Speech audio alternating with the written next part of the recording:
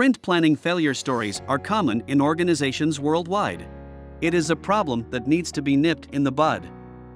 We, at Agilemania, decided to share the 10 pro tips you can follow for effective sprint planning. And they are simple and easy to implement.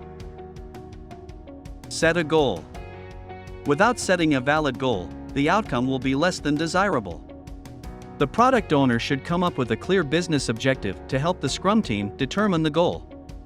Always prioritize the stories that align with the sprint goal so it's realistic and attainable. Only add stories that don't match the sprint goal if your team has increased capabilities.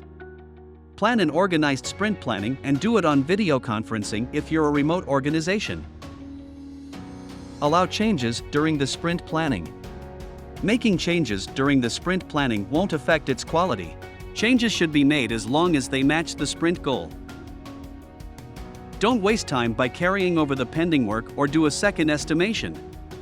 Add all the pending work to the product backlog during the sprint.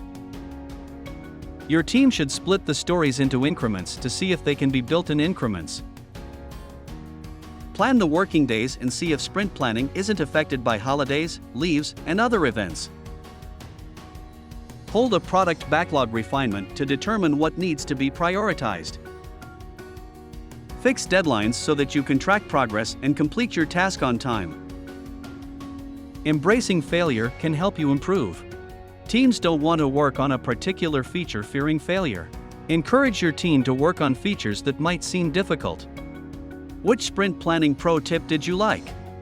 For more such videos, subscribe to Agilemania and share this video.